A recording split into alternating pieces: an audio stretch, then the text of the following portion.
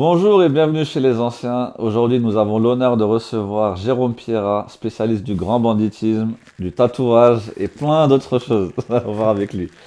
Jérôme, Bonjour. bienvenue à toi. Salut. J'espère que tu vas bien. Ouais, super, Ça très se bien. passe tranquille. Bah écoute, nous, on aime présenter les gens, donc on veut savoir ta vie à toi. Donc, Oula, ma vie, je sais pas si elle est intéressante, mais écoute, je vais te la Ah, le raconter sera. dans les grandes lignes. en On tout cas. commence du début. Ouais. Alors, où tu as grandi, comment s'est passé ton enfance? Ah bah écoute, moi j'ai grandi très simplement en banlieue parisienne, dans le 93, à Pantin. À Pantin. Voilà, ouais. à Pantin. Bon, mes parents, ils étaient petits fonctionnaires, on va Ouais. dire. Hein, tu vois, ma mère, elle travaillait laborantine dans un hôpital. Ouais. Mon père, il était gardien de la paix. Gardien de la paix, brigadier. Brigadier chef, Pierre. Ouais. Ouais, voilà, c'était pas une vocation, mais il avait été militaire avant. Il avait D'accord. été dans la Légion, il avait fait du catch et tout ça. Et donc à un moment, il fallait qu'il trouve un travail comme avec Ouais. les enfants. Et donc il est entré dans la police. Bon, voilà, en gros, le parcours. Moi, j'ai fait. Moi, j'ai toujours voulu être journaliste, Ouais, c'était mais venu pas. d'où? Ça t'est venu Non, d'où, en donc fait, moi, comme disait ma mère, j'avais le sirop de la rue. Alors j'aimais Ok. bien, tu vois, traîner dans la rue, écouter Ouais. les histoires des mecs. Et à Ouais. Pantin, c'était assez haut en couleur. Tu vois, le D'accord. 93, c'était Ouais, une bah banlieue oui. ouvrière communiste. Du coup, il y avait un peu d'histoire, Un de peu gens tout, qui ouais. racontaient des trucs, qui avaient vécu des trucs. Donc ça m'a toujours intéressé. Je pense que j'ai été baigné par Pierre Bellemare. Alors, Ouais, bon, avec les les auditeurs, histoires, ouais. les histoires Les extraordinaires, les anciens, ils connaissent, tu vois.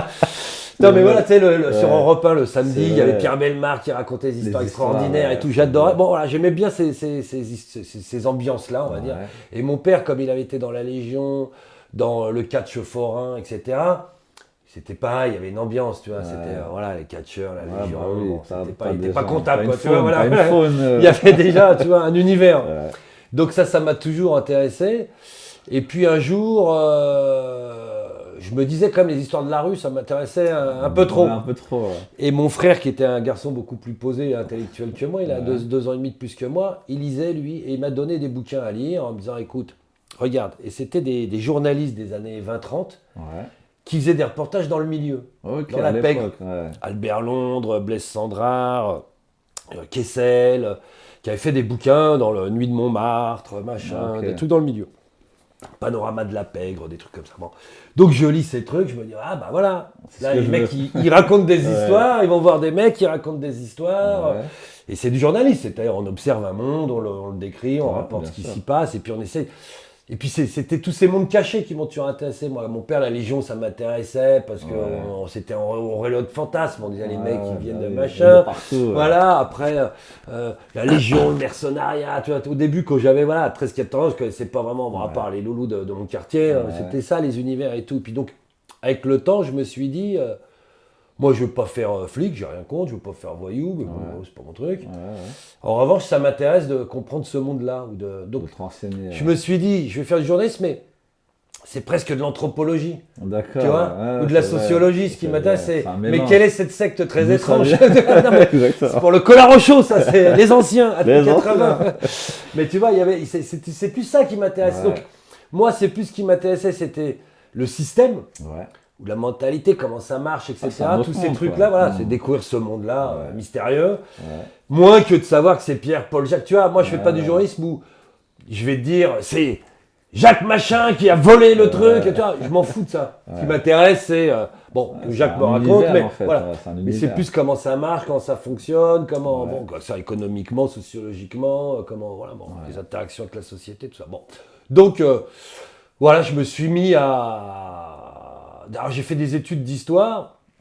Parce qu'on me disait, pour faire les écoles de journalisme, il faut faire les études d'histoire, tout ça. Donc je suis allé à la fac en histoire. J'ai jamais fait l'école de journalisme, on peut le dire. Mais je suis allé assez loin dans les études d'histoire et j'ai bossé sur l'histoire criminelle, sur Ok. l'histoire du milieu parisien. D'accord, parisien. Après, j'ai fait un troisième cycle sur les bagnes militaires. En Ok. Algérie, en Tunisie, au Maroc, voilà, à l'époque de l'armée française, où on envoyait tous les voyous, Ouais, etc. bah ouais, Bon, voilà. ouais. etc. Donc j'ai beaucoup travaillé là-dessus. Et puis après, j'ai commencé comme journaliste au Petit Bonheur la Chance, quoi, tu vois. D'accord. J'ai fait une mini-formation, un truc de quelques mois. Et puis après, j'ai bossé comme stagiaire chez Ouest France, chez machin. Enfin bon, j'ai appris le métier, voilà. Mais toujours avec l'idée de me Donc spécialiser. là, t'étais pas encore, quand tu étais stagiaire, tu n'étais pas encore spécialisé dans le. Non, je c'était voulais. général, Je voulais, mais j'étais obligé Voilà, au de début de faire passer. mes classes, tu vois, Ouais. d'apprendre. Donc Même, je me souviens, quand j'étais stagiaire chez Ouest France ou machin, je voulais faire que les faits divers. Les faits divers, Tu vois, bah je disais, oui. non, les soirées, ça m'intéresse pas, il y a pas... Ah, il y a un mec qui a tiré sur les gendarmes. J'y vais. Est-ce que je peux y aller moi, tu vois? Donc c'était toujours ça. Et même au début, je me souviens, j'étais pigiste. J'écrivais dans plein de magazines Ouais. qui n'avaient rien à voir. J'allais pas les rentrer à l'Express, au Nouvel Obs tout de suite. Tu vois, Ouais, je bah connaissais oui. personne et tout. Alors ce que je faisais, je prenais la presse spécialisée dans les kiosques, Ouais. mais des trucs sur tout n'importe quoi. Ouais. Et j'essayais d'appliquer mes sujets à ça. Je te donne un exemple. Ouais. Il y avait un canard qui existe toujours, qui s'appelait le chasse-marée. Ok. C'était un canard sur la marine à l'ancienne, tu vois, les bateaux Ouais. en bois, la voile, un truc hyper spécialisé, joli, hein, beau, pointu et tout. Je leur avais écrit en disant, il y avait par exemple un bagne d'enfants à Belle-Île-en-Mer, Ouais. qui a fermé heureusement depuis, où les mecs s'entraînaient à être matelots avec un faux 3-mâts qui était dans la cour, tu vois, qui allait Ok. jamais dans l'eau et Ouais. ils faisaient les manœuvres là-dessus et tout. Donc j'avais retrouvé les archives sur ce truc, les photos, les machins. Donc je faisais des articles comme ça, j'allais voir, alors Chasse-Marée, par exemple, je leur ai fait ça, je leur ai fait les bagnes flottants. Il y avait, pendant un moment, il y avait des bagnes sur des pontons flottants. Enfin, tout ça pour dire que j'essayais d'aller voir des magazines en disant j'ai une histoire de bagnard, j'ai une histoire de tatouage, Ouais. de voyous dans votre truc, Ouais. n'importe quoi, tu vois. Qui Donc, colle avec pour ça. écrire Ouais, voilà. là-dessus, tu vois, et puis essayer de me faire un peu une patte, enfin, tu vois, Ouais. là-dessus. Donc voilà, et puis au fur et à mesure, bah, et puis évidemment, en parallèle de ça, je suis allé à la rencontre des intéressés, enfin des Ouais, voyous, dans la de ceux vraie qui vie. m'étaient- ouais, de la Ouais. vraie vie, hein, des flics, des voyous, des juges, des avocats, et plus particulièrement des voyous. Parce que je trouvais que dans ce métier-là, on allait souvent voir la police et la justice. D'ailleurs, les services dans Ouais, les le journalistes, média, ça ouais. s'appelle des services police-justice. Ouais. Ça veut dire, tu vois. Donc, tu te retrouves un peu être dépendant de la police et de la justice qui te donnent les infos, Ouais, en gros, ou pas. forcément, Donc, ouais. quand tu lis le journal, voilà, il y a les faits divers, les machins, bon, ça sort pas du chapeau, Ouais, tu vois. Il y a un exactement, mec ouais. qui t'a donné l'info. Bon, je trouve que c'était intéressant, mais c'était un peu frustrant. Tu Ouais. restes dans ton bureau où tu vas bouffer Ouais, avec tu le flic qui demandes te donne ce l'info, qu'il mais donne enfin, tout. Mmh. c'est un peu par procuration, quoi. Ouais. Tu vois, moi, ça me gonflait. Alors, comme c'est mon adage, je préfère voir le loup que celui qui a vu le loup. D'accord. Voilà, donc le flic, le avocat, le juge, ils ont Ouais, vu bah le loup, oui. mais Ouais, autant toi, que tu j'aille veux le le voir voir, moi, toi. Bah j'ai oui. pas besoin que tu me le racontes le loup, tu Exactement, vois. ouais. En plus, tu vas avoir une vision qui est déformée. C'est vrai. Ouais. Parce Par qu'en sa tant que flic, vision tu à auras lui. une partie du Mmh. truc, tu auras en tant que juge, voilà. Moi, je me suis dit, je vais aller les voir, et puis on verra bien Ouais. si les mecs me parlent ou pas, Si tu vois. disent Après vrai. tout, c'est pas le Minotaure, ils vont pas me bouffer, bien tu vois. sûr. Au pire, ils me diront des gars, voilà, c'est tu vois, ils me tout, parleront pas, exactement. mais... Donc, je me suis dit, comment je commence cette histoire, à part les loulous que je connaissais en le 93, qui a Ouais. grandi avec moi, bon, Ouais. qui, pour certains sont devenus quelques têtes d'affiche, mais sinon, j'avais pas de plan dans le milieu à l'ancienne, qui était encore vivant, hein. Ouais. Moi, je parle de Ouais, les corps, c'est 190. tout. Ouais, ouais. Tu vois, 89, 90, 80, j'avais C'était le 18, changement, 19 ans. le début du changement Voilà. un peu. Mais tu avais encore un milieu Les à anciens, l'ancienne en place, tu vois. Et même les vieux voyous, t'en avais beaucoup qui avaient connu, enfin, tu vois, qui avaient 60 ans, Ouais, mais j'étais ouais. encore bon, dans le business, quoi, en gros. Donc, je vais te dire un truc, j'ai fait un truc très con. J'avais tellement travaillé sur l'histoire du milieu, je te le Ouais. garantis, je vais pas te dire que je connaissais tout, Ouais. mais de manière obsessionnelle. La presse de l'époque, les Ouais, rapports de t'avais tout police, sifflé, les archives, ouais. tout. Je t'ai gratté, je te faisais des fiches, des centaines de noms de mecs, d'affaires, Ouais. de trucs, toujours. Et donc, avec ces noms-là, j'ai pris l'annuaire. Les anciens. Les anciens, l'annuaire. L'annuaire. exactement. L'annuaire papier, je regardais les noms, tu vois. Ouais. Et je te cherchais, je me suis dit, donc un des premiers, c'était un mec qui s'appelait Bernard Madeleine. Alors, Bernard Madeleine, c'était un type avec son frère Gaston. Ça avait été les ennemis publics numéro 1 dans les années 60. Tapé les Ok, banques, les trucs, ouais. ils ont fait des 30 ans de prison, enfin un cauchemar. Évasion, bon, avec tous les grands noms du milieu, les années 50, 60, ils avaient même commencé, tu vois, bon, encore, bon, ils avaient été dans les maisons de correction, ils avaient été, bon, D'accord. la totale, le cliché du voyou à l'ancienne et tout. ouais. Bon, voilà, je me souviens, j'avais pris Bernard Madeleine, je regarde dans l'annuaire, et j'avais pris Paris en me disant, parce que c'est des Parisiens, les Ouais, mecs et ouais. tout. Boum, bingo. 18e, il y a un Bernard Madeleine, j'appelle le T'appelles. mec. Allô? Un mec un peu vieux, tu vois, Ouais. mais il avait 70 ans à l'époque, peut-être un truc ouais. comme ça. Je dis, monsieur, vous êtes monsieur Madeleine, machin, tout ça. Le mec, oui, vous voulez quoi? Ouais. Je dis, c'est vous qui avez braqué machin. Je te jure que c'est vrai, pour déconner, tu vois. Je dis, mec, vous êtes fait arrêter au Whisky à Gogo. C'était une boîte à Blagnac, à côté de Bordeaux. Vous étiez en Cahol, vous êtes parti en Amérique du Sud. J'avais lu ça dans un truc, son arrestation en 62, dans un journal, je sais pas quoi. Le mec avait un blanc, tu vois. Mais vous êtes qui? Ouais, grave. Je dis, Police. vous inquiétez pas, je vous invite à manger un steak en bas de chez vous, un steak frites si vous voulez. Le mec, donc par curiosité, il venait, et puis quand moi j'avais 19 ans, tu vois, Ouais. le mec il me regardait. Un petit jeune. C'est qui ce barjot, tu vois?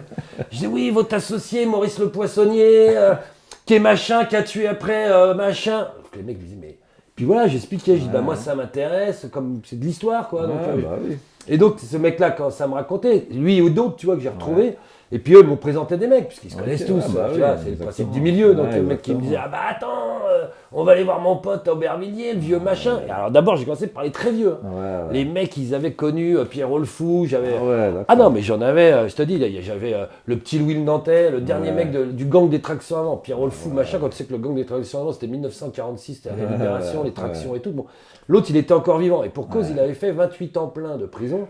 Le petit Louis, parce qu'avec les autres, ils avaient braqué l'usine Patou à côté des Champs-Élysées. À Ouais. l'époque, il y avait des Ouais, usines. des usines à côté. Et il avait tué un flic en sortant. D'accord. Une hirondelle, là, comme on dit, c'est les flics qui étaient en Ouais, vélo ouais. avec la capeline et tout. Ils avaient tiré avec une titine, comme on disait, une mitraillette, et ce con avait, pas Tué un son âme, policier, voilà, ouais. tué un policier. Ouais. Donc il avait été condamné condamné à mort, Ouais. gracié, et il avait fait 28-30 ans de prison Ouais, plein. plein, Voilà. ouais.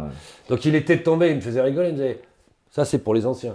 Les très anciens, il me disait, je suis tombé en 1952 avec Vincent Auriol, c'était le président de la Ouais. République, et des tractions avant, et il me dit, je suis sorti en 81 avec Mitterrand et les R30. Machin. Non, le mec, il avait effacé, la télé était arrivée, Ah le truc, la hallucinant, tu vois. couleur et tout, ouais, grave. Bon voilà, donc j'ai commencé comme ça, et puis ces mecs-là, bizarrement, enfin c'est pas bizarrement, en fait tu t'apercevais qu'ils connaissaient les générations suivantes. Toi, Ok. tu disais naïvement, bon les Ouais, ils vieux, restent entre ils sont eux. retraités, ils sont Ouais. chez eux. Mais non, parce qu'en fait, ils baignent là-dedans Ouais, toute bah leur oui, vie, ils n'ont pas ouais. d'autres amis, ils ont fait de la prison, du milieu, qu'ils se du connaissent truc de tous. gangster, Bah oui. c'est leur vie. Ouais. Donc même quand ils arrêtent, de toute façon, ils connaissent pas des bouchers charcutiers ou Ouais, des bah oui, menuisiers. que des voyous. Ils connaissent que des voyous comme eux, qui ont arrêté ou pas et qui sont Ouais. potes.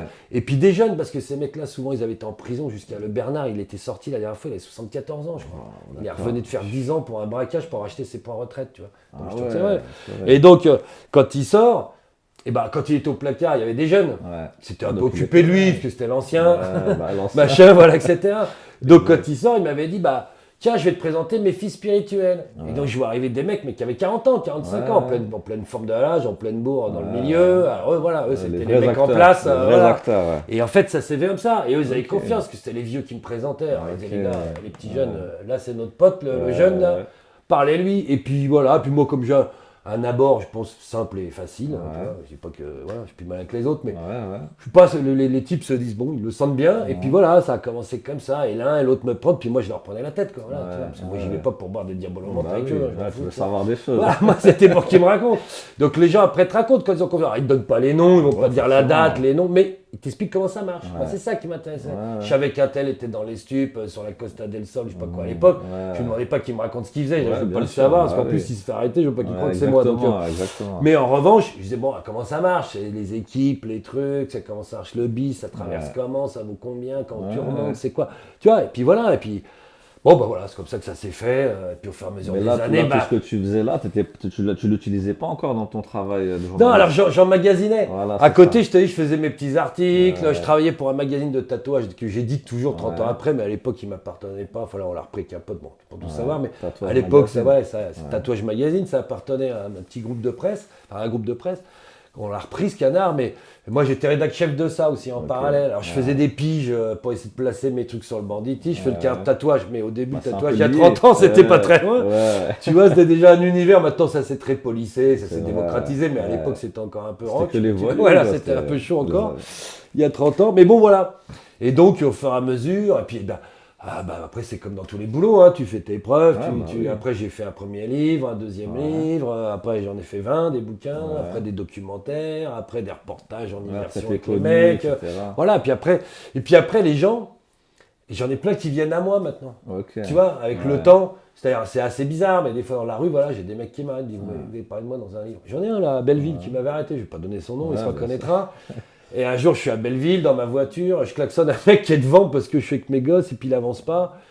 Et puis j'entends oh Pierrat, c'est pas un go fast. Je me retourne, je vois un mec, 50 balais, bon une bonne tête, je me suis dit qu'il était pas vendeur de glace. Et puis le mec voilà, il est venu, on a discuté, puis il m'a laissé son numéro, tu vois. Et puis Ah ouais, d'accord. il m'avait dit bah je suis dans tel bouquin, tiens regarde c'est moi là. L'autre fois j'étais à la Gardex, pareil. Je regardais, je cherchais mon wagon, un mec à Aix-en-Provence, il est là à côté de moi, costard, 60 ans, il me dit ça monsieur Pierrat, cherchez votre place. Je lui disais de qui? Bah je suis un tel de Marseille. Je n'ai pas reconnu la tête, tu vois. Ouais, Bon, il y en a, bon bah voilà, mais tu vois, donc maintenant ça se fait, et lui il va me représenter à 3 copains à lui, dans le sud de la France, et puis l'autre machin. Donc, Ouais. à la fin tu connais 200 personnes, puis Ouais.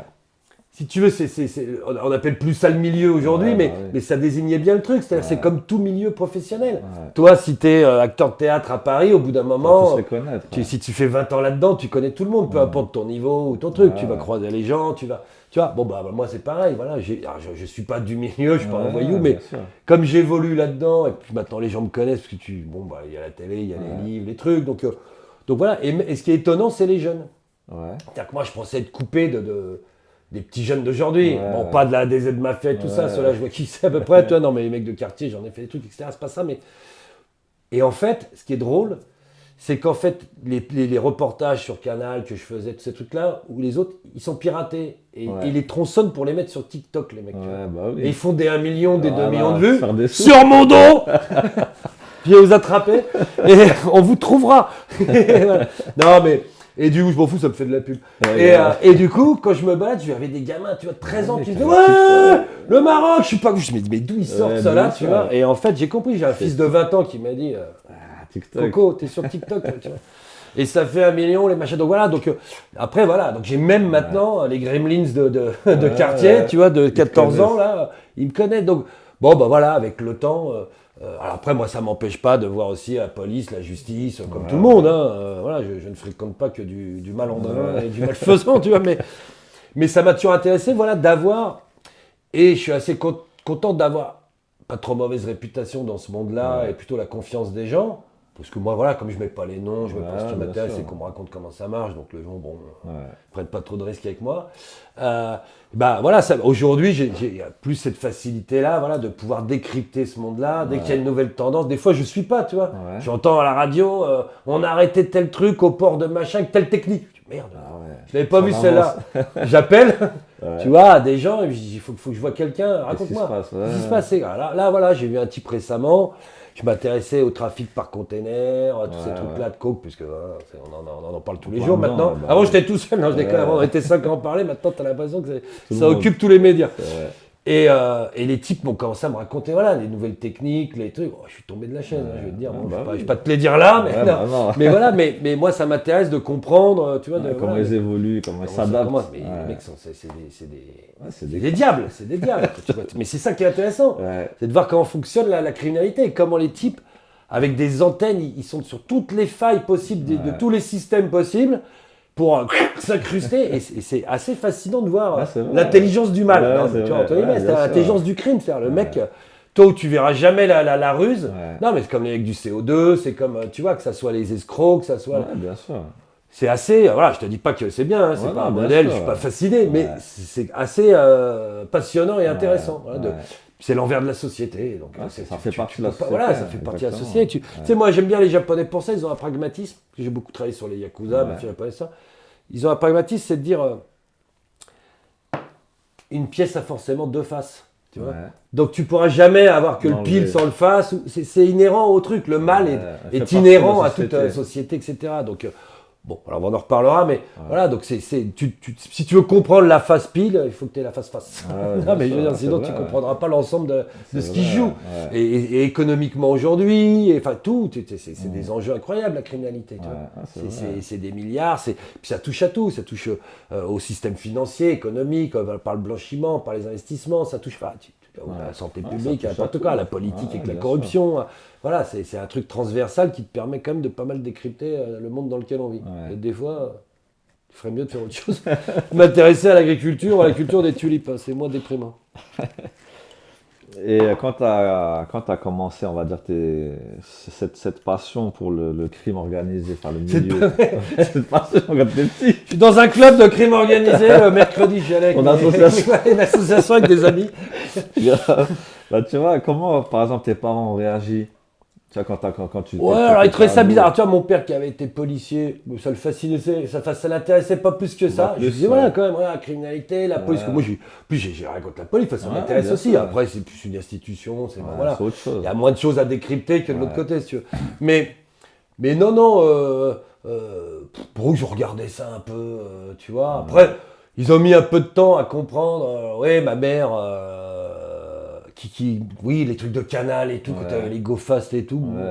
Un peu... Bah, alors, non, j'étais une connard, elle n'avait pas Canal, alors il voyait pas, mais elle avait des copines. Qui lui Ils disaient, disaient, oh, on a vu ton fils, hein, il faisait des trafics de drogue. Ah, mais qu'est-ce que c'est que ça, tu vois, mais... Bon, je crois que ça les a jamais. Ouais, s'en Ils fout. s'en foutaient, ils s'en Ouais. fichaient. Non, non. Puis mon père, il avait quand même baroudé pas mal, tu vois, donc bon, il regardait ça d'un œil. Tranquille. C'est quoi ces mecs? Ça l'intéressait pas trop, le monde criminel, tu vois. Lui, son trip, c'était les paras, les forces spéciales, Ouais, l'armée, tu vois, ouais. ces trucs-là. Bon, les autres qui braquaient des banques, des machins, pas tu vois, trop, ouais, ça le faisait pas rêver. Il était assez, tu vois, assez un peu à l'ancienne, bon, voilà. Ouais, Pas- tranquille. Pourtant, il a connu du loulou, hein. C'était les Ouais. catcheurs de foire, Ouais, bah légionnaire, oui, t'en il y connais avait des du mecs, lascar, tu vois. Mais bon, voilà, donc ça les seuls. Voilà. Pas Et plus. comment t'as, par exemple, t'as dit que t'as écrit ton premier livre. Comment ça s'est passé? Alors, le premier, c'est simple. Depuis que j'avais 20 ans, je me disais. Parce que en parallèle, comme je faisais des études, j'étais Ouais. passionné de bouquins, Ok. de livres, et sur le sujet, évidemment. Donc, je collectionnais, enfin, je recherchais à l'époque compulsivement des livres, mais dans Des des. trucs très rares, quoi. Ouais, mais il n'y avait rien, il n'y avait pas d'internet pour les trouver. Ouais, L'ancien. bah oui. L'ancien, pas internet. Donc, tu allais dans des bouquineries, chez des bouquinistes, les mecs qui vendaient Ouais, des des livres de casse manuscrits, pourris, mais des même trucs, pas, ouais. des caisses en bois remplies de bouquins à 5 balles, tu vois. Ouais. Donc, j'en ai fait pendant des week-ends. J'avais un pote avec moi qui faisait ça. Ouais. Pendant des week-ends, des vides-greniers, tu vois. À l'époque, Ouais. tu trouves encore. Attends, les vides-greniers, ils ont tellement séché les greniers qu'il n'y a plus rien. Ouais, plus rien. Mais à l'époque, ils commençaient juste à vider les C'est greniers. vrai. Tu trouvais des bibliothèques et tout. Et en fait, j'ai acheté beaucoup de livres comme Ok. ça. Et de 1800 à nos jours. Hein. Je te dis, j'ai ouais. plusieurs milliers de livres sur le sujet. Ça fait 30 ans. Alors maintenant, j'ai du mal à en trouver que j'ai pas, des vieux. Mais donc, je chinais les livres. Putain, je vais y arriver, je suis fatigué. Et parce que c'était mon anniversaire hier. C'était un peu dur. Et on chinait des bouquins avec ce copain. Et force est de constater, j'avais aucun livre qui me racontait un peu le milieu. C'était ou des bouquins sur des périodes particulières ou des mémoires de mecs. Et souvent, les bouquins de journalistes de l'époque, c'était des histoires. Ok. Ils te racontaient, par exemple, le gangstaise marseillais des années 30 à 60, mais à travers 4 portraits, par exemple. Ouais, Toi, tu n'avais pas une histoire du milieu marseillais, c'était 1930, coupé. l'histoire de Jojo machin, 44, l'évasion de Trucmuche, j'en sais rien. Donc bon, d'accord. tu lisais le Des truc, petits mais faits, quoi, voilà. Ça te donnait pas une vue du truc. Donc moi, quand j'avais commencé mes études d'histoire là-dessus, j'ai travaillé sur l'histoire du milieu parisien, 1890-1930, Ah ouais, 1940 même, jusqu'à la Ouais. guerre.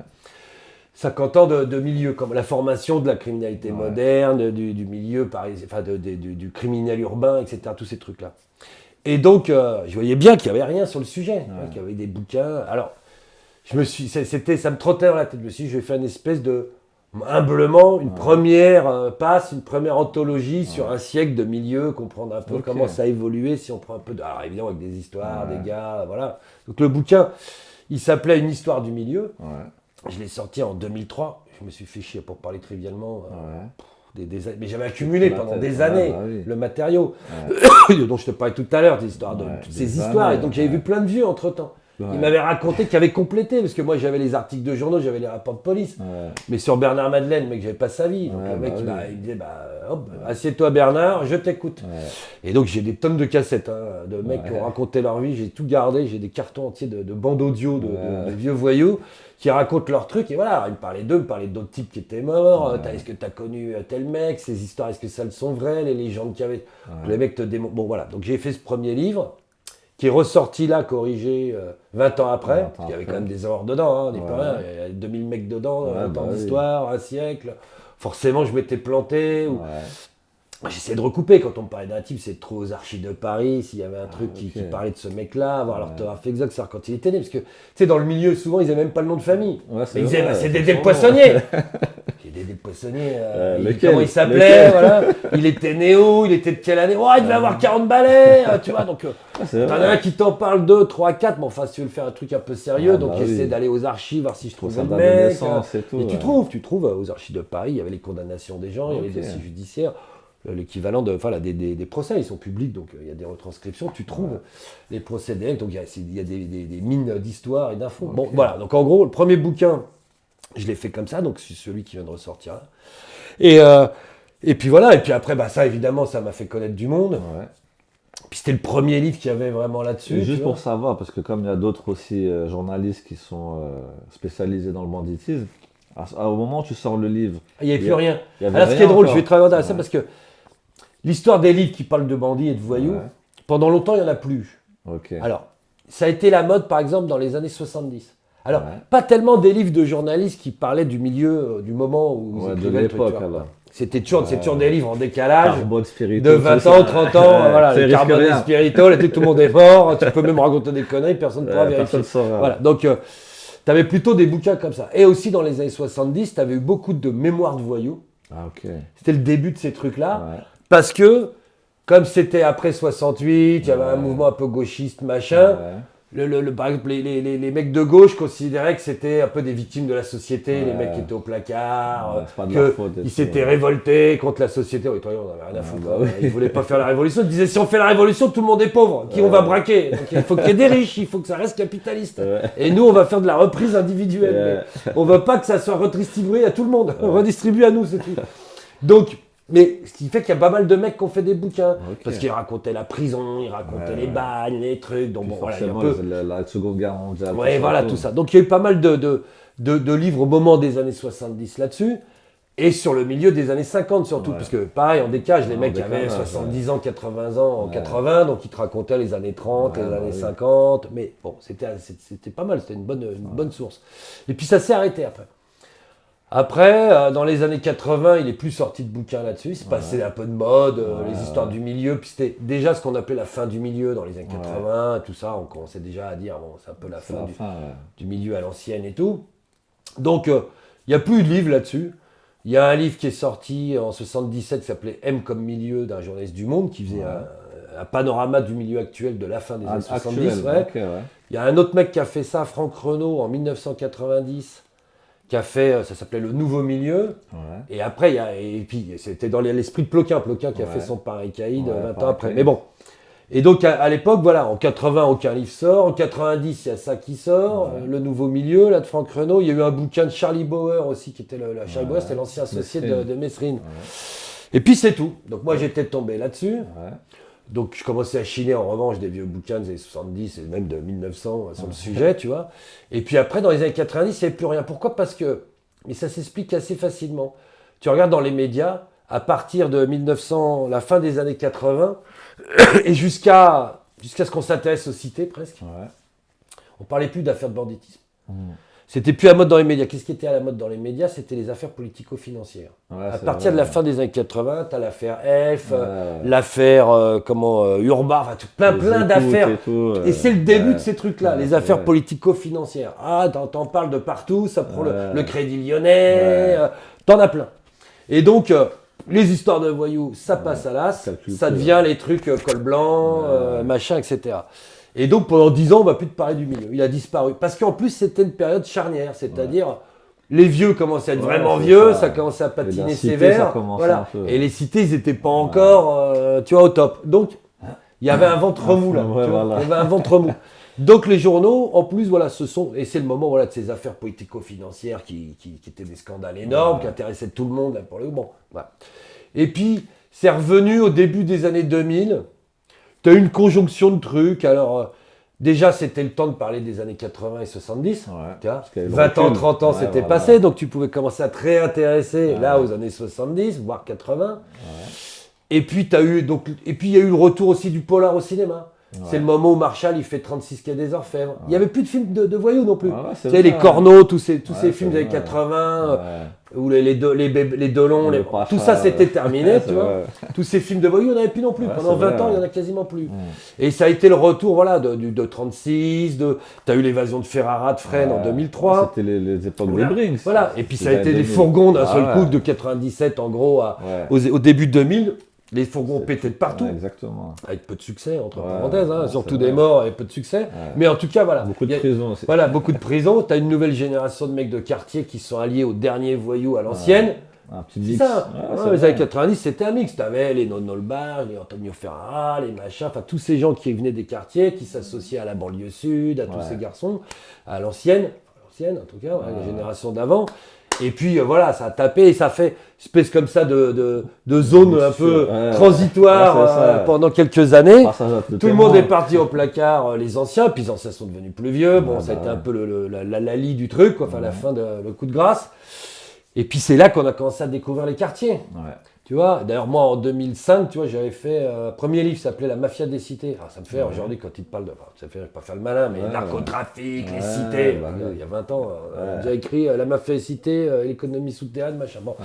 Donc c'est quand même pas non plus nous, hein, on nous vend ça comme si c'était une génération spontanée. C'est des mecs, on les a vus monter. C'est les mecs de mon âge, les plus anciens. C'est vrai, exactement. Au début des années 90, je te dis, j'étais de Pantin et après j'habitais à Agnières-Gennevilliers, Agnières-Nord à Gennevilliers. Il y avait le Lutte, les Mourinho. On les a vus les mecs, ils étaient à l'école avec nous, tu vois. Donc on voyait bien que ça commençait à monter, à s'agiter. Les premiers qui descendaient en Espagne, les machins. Les années 80, Donc, 90. voilà. Donc on a vu le truc tourner, les premiers mecs qui vendaient du shit dans les cités, les premiers, tu vois. Donc bon, ils auraient pu quand même prévoir l'affaire. Tout le monde est là. Oh, incroyable! Mais qu'est-ce qui s'est passé? Il s'est passé, mais ça fait 30 ans qu'on voit le truc monter. À Marseille, il y avait un mort, il y avait 2 morts, il y avait 3 morts par an, il y avait 10 morts, il y avait 20 morts. Bon, t'as eu le temps de le voir venir quand même, arrête de nous dire. Les premiers qui se tirent à la calache à Marseille, c'est 2006. 2006, les premiers flingages à la calache, 2006. Il y en a 2-3, ça s'arrête 2009. Ça démarre vraiment. 2009, t'as 5 morts dans une bagnole, machin, et après, là, c'est parti, ça s'est jamais arrêté. Donc, maintenant, en 2025, les mecs sont là, Rotaillot, tout le monde. Oh, la situation incroyable, Marseille, machin. Les gars, ça fait 20 ans. C'est 20 ans que le truc monte, tu dis, ça va finir par péter. Hein, mais c'est jusqu'ici, tout va bien, jusqu'ici, tout va bien. Jusqu'à ce qu'il s'écrase, c'est le même principe. Donc, à chaque fois, tout le monde écarquille les yeux à la dernière minute. Enfin bon. Donc, voilà, au moment où j'ai fait le bouquin Une histoire du milieu, c'était un peu la fin. Des anciens. Voilà, d'ailleurs, le dernier chapitre, ça s'appelait La relève est assurée, c'était en 2003. Et c'était sur les cités. Il y avait déjà des affaires à Marseille, à Toulon que je racontais, en disant voilà, les nouveaux sont là, il s'est passé ça à Marseille, à Toulon, avec des jeunes et tout. Donc, bon, voilà, je te dis, c'est pour ça, on l'a vu venir. Hein. Si tu observes le truc même comme ça, simplement, tu voyais bien qu'il y avait une bascule qui s'opérait. Hein. Et moi, je me souviens, j'allais voir des flics au début, là, quand je faisais La Mafia des cités en 2005. Ouais, en cité, c'est quoi, on les appelle les crapauds, parce qu'ils disent quoi. Tu vois. Mais c'était ça le regard sur les mecs, tu disais, méfiez-vous. Les voyez de haut. Au même moment, t'avais Ferrat qui faisait péter la prison de Fred. J'ai dit, regarde, là, l'équipe, là, c'est bien des mecs de quartier. Bon, il y a quelques Corses, mais les autres, c'est des mecs, des garçons de quartier. On n'est pas avec des Golemons qui vendent 3 barrettes, là, tu vois. C'est comme du sérieux, les mecs. Ouais, mais les mecs de cité. Ouais, ils ont minimisé, en fait. Je te le dis. Même à l'office des stupes, pendant des années. Quand ils ont commencé le GoFast, quand même, c'est 95, tu vois, 96. Donc, quand ils sont intéressés à l'Office des stupes ou à la PJ en général? C'est les 2000, non? C'est les 2000. Pourquoi? Parce qu'ils trouvaient une bagnole de temps en temps avec 200 kilos de shit abandonnés sur la bande d'arrêt d'urgence. Je dis, c'est bizarre.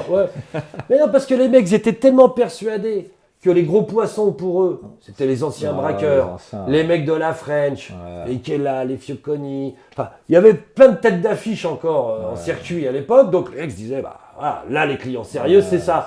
Puis derrière, ça remontait d'Espagne, ça descendait de Hollande, tout le monde s'en foutait. Hein.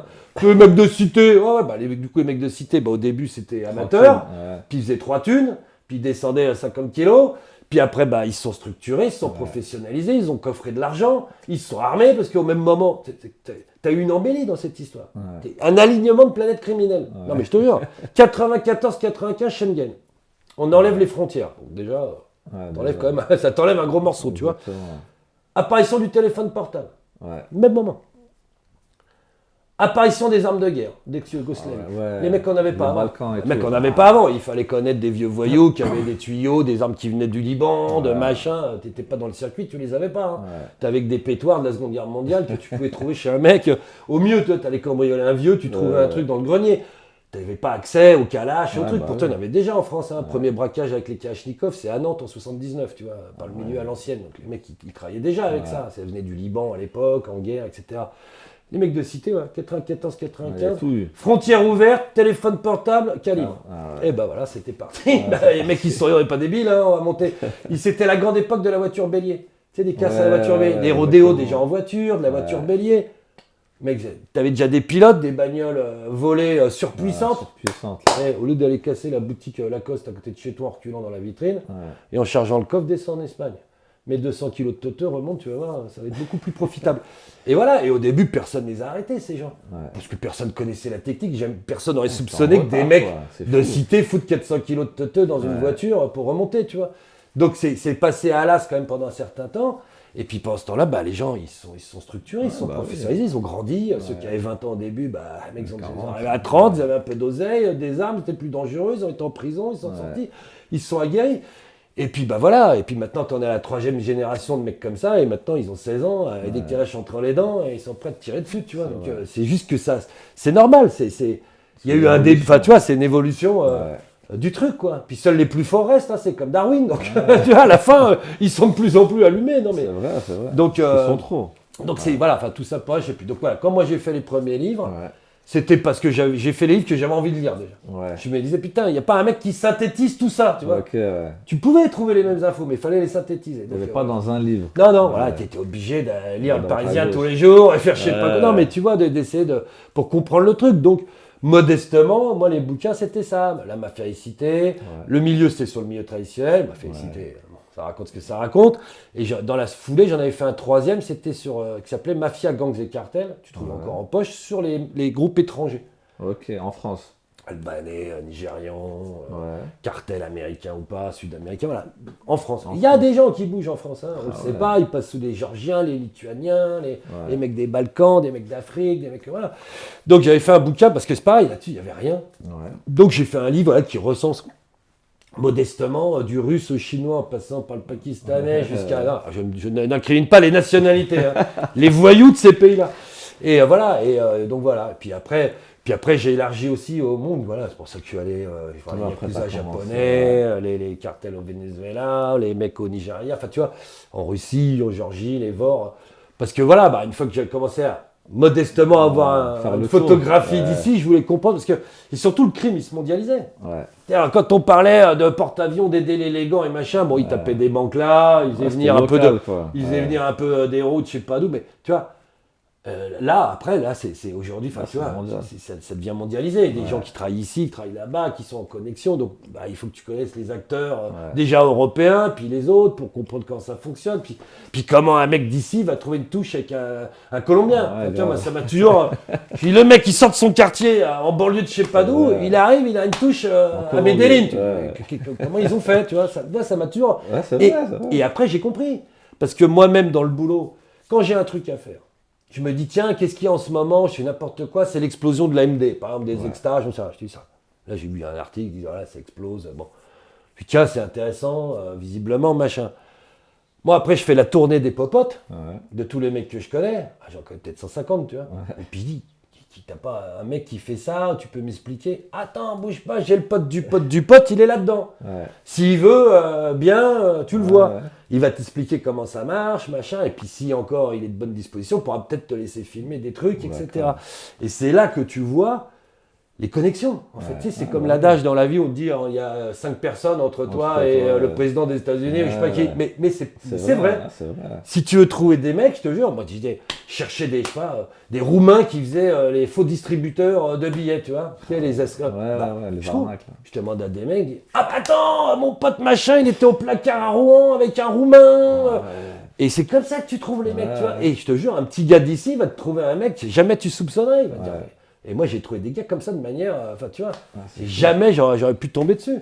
Mais parce que, ils se connaissent tous, ils vont en prison, ils ont les avocats, ils ont machin. Donc, le mec qui dit, chez mon avocat, en ce moment, il a un Géorgien qui est là, ou un Arménien pour les cigarettes, qui sont leur spécialité, les groupes arméniens. Sur les cigarettes, tamponne-le moi, c'est qui ton avocat? Appelle l'avocat, est-ce que vous pouvez me présenter votre client? Tu vois, ça m'intéresse. Voilà, donc, c'est comme ça que... moi, je me suis amené, j'ai été amené, je veux dire, à travailler aussi sur les groupes étrangers, tu vois. Et là, juste avant de passer à l'international, sur le milieu français, quand tu as commencé à écrire tes livres et qu'après tu as évolué, comment ça a été l'accueil, on va dire, du public et comment ça a été avec les autres journalistes? Parce que je pense que c'est une sphère un peu... alors, l'accueil du public, plutôt sympa, les gens... Ils étaient friands de ces histoires. Ils aiment ces histoires-là, donc tu réponds à une demande tout de même, tu vois. Donc ça, oui.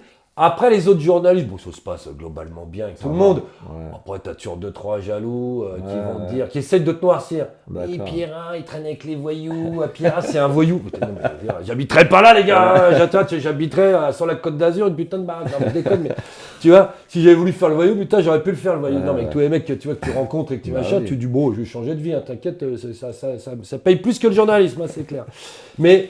Voilà, à part quelques Ça jaloux va à mal peu près. lunés, quelques mineurs. Ouais. Mais franchement, non, moi j'ai des bonnes relations avec tout le monde. Mais moi, c'est vrai que c'est un boulot un peu à part, tu Ouais, vois, bah dans oui. ce monde-là. C'est une C'est-à-dire niche, que, un peu. voilà, moi je suis une niche, puis la manière de le faire. Ouais. C'est-à-dire d'aller filmer ou d'aller rencontrer les gens, etc. Oui, bon, voilà. Parce qu'il y a que après. toi, je crois, dans Bah dans oui, la oui, connaissance qui fait comme ça, oui. Qui Donc, va directement filmer. Oui, oui, voilà, qui essaye de parler avec les gens, de se faire expliquer le truc. Donc voilà, donc oui, il y a des gens que ça peut choquer, j'imagine. Puis qu'il y a des policiers que ça choque ou des magistrats qui doivent se dire ah, Satan, l'autre, tu vois. Bon, les trois quarts, ils en ont rien à foutre. Ils apprécient plutôt le travail en disant bah. Parce que, in fine, tu montes le truc, ça, les gens comprennent pas. C'est ça. Ouais. C'est qu'in fine, je veux pas le dire, c'est de la dénonciation. Enfin, tu vois ce que je veux dire. Non, mais t'éclaires le public sur un sujet, etc. Ça existe, quoi. Voilà, ça existe, c'est machin. Donc, c'est un vrai boulot d'information, tu vois. Et puis, c'est ce que tu.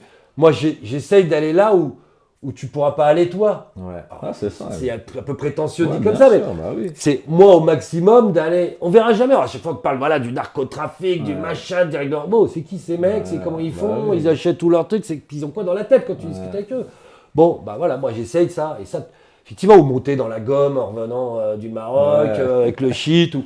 Tu pourras pas y aller, toi. Pas y aller, bah bah voilà, oui. bah nous on nous parle tout le temps de ça, les go-face marins, on te montre des vidéos là, tout le temps faites par 3 flics et 2 machins. Oh, monte sur la gomme, on va regarder ce qui se passe. Non, mais, On va le faire. et comment c'est fait, voilà. Bah si tu veux vivre Bah, le enfin, tu vois. Pour le coup, t'as pris beaucoup de risques pour cette histoire-là. Ouais, après coup, je me dis qu'il est abruti, mais, non, mais je suis un peu. Mais non, mais effectivement, sur le moment, t'es pris dans le truc, tu te dis, ouais, je vais y pas dire arriver. non. Et puis moi, j'ai envie d'y aller, tu vois. c'est ça. Je me dis, il faut que j'y arrive à monter sur cette putain de gomme. Excuse-moi d'être vulgaire, mais tu vois. Et donc voilà, mais après, une fois que t'as, effectivement, quand tout redescend, avec le recul, moi je les regarde jamais après les trucs, bah tu vois. oui, forcément. Puis des fois, je tombe où c'est mon fils, il me dit, tiens, regarde, il y a l'extrait machin. Je regarde le truc, je lui dis, ah ouais, t'es peut-être con. Non, enfin, il y a des trucs, à mon avis, bon, qui étaient un peu glandilleux, tu vois. Mais, et en même temps, c'est l'adrénaline du truc, tu vois. T'es dedans, de toute façon, c'est ton, Ah, puis ton boulot. c'est ça que tu veux voir. Moi, j'ai envie de c'est ça. comprendre ce que ces types y vivent. Ouais, tu vois. exactement. J'ai envie de comprendre ce qu'ils vivent. Ouais. C'est quoi leur vie? Tu fais le voyou, C'est ça, le journalisme. la vie d'un trafiquant de stupes, c'est quoi? Ouais. C'est comment il fait le mec, il vit de quoi? Et puis même dans le privé, parce que moi, quand je fais ça, ce que tu vois à l'écran, c'est 10% de Ouais, ce que bien sûr. j'ai vécu, puisque je me suis tapé 6 mois avec eux, tu vois, à Ok, vivre avec les d'accord. mecs. Donc, Ouais. j'imagine que pendant 6 mois, tu vois la vie quotidienne de ces gens. Donc, voilà, tu en apprends beaucoup plus que ce que tu vois à bah l'écran, oui, comment ça forcément. fonctionne, comment ils réfléchissent, comment ils vivent, comment ils... Ouais. Voilà, moi, voilà, j'ai la modeste prétention de te dire, bon, voyou, je vois ce que c'est. Ouais. Même dans le cadre professionnel. Ouais. Voilà. À petite touche, hein, mais je vois comment les mecs travaillent, je vois un peu comment... Voilà, après, évidemment, je ne vois qu'une partie de l'iceberg, Pas forcément. tu vois, Ouais. mais voilà. Et avant de passer à on va dire ton côté international avec le Yakuza, etc., tu peux nous citer une histoire qui t'a marqué dans on va dire, soit que tu as connu quelqu'un, enfin un voyou qui t'a raconté un truc, ou une histoire même d'avant dans le milieu français. Quoi qui t'a plus... Ah, une belle histoire, sympa. ouais, une belle Je histoire bosse qui t'a- dessus. Alors, j'ai fait un petit hommage au garçon qui l'a faite, celle-là. On essaye justement, on va peut-être la faire en série documentaire, là. Ouais, C'est l'affaire du gang d'Aubert, comme on a appelé ça. ouais, C'était une équipe à Aubervilliers, c'est en le 93, c'est en banlieue parisienne. C'était la capitale du vol de voitures, trafic de voitures. Pourquoi? Parce qu'Aubert, c'était la ville, on appelait ça la ville des garages. Il y avait tous les garages, c'est les vrai. casses automobiles, tout ça. ouais. Donc les mecs, forcément, ils se sont mis dans la voiture, hein, localement, voilà. Tant qu'à faire. Et il y a une équipe de voyous, à l'époque, de jeunes, hein, qui avaient entre 25 et 28 ans, dans les années 80, qui va voler... qui va rencontrer un Yakuza, enfin en tout cas un Japonais en prison ici, Ouais. qui est tombé, bon, non, je te fais pas voilà, le détail, Ouais, mais ouais. qui est tombé, et quand il sort, il va leur demander des tableaux impressionnistes à vendre au Japon. Parce qu'au Japon, il n'y a pas de recel, bon, il n'y a pas de loi, voilà. Bon. Et eux, ils vont voler une quinzaine en tout dans 2 musées de tableaux impressionnistes, Ouais. de Monet, etc. Bon, inutile de te dire. Impression Soleil Levant de Monet, c'est celui qui a donné son nom à l'impressionnisme et tout ça. Ouais. Un truc qui n'a pas de prix. Hein. Ils les emmènent chez les Yakuza, donc ils ont 25 ans, tu les imagines. On survête, hein, c'est des Gaulois, mais ils sont déjà look quartier, tu vois.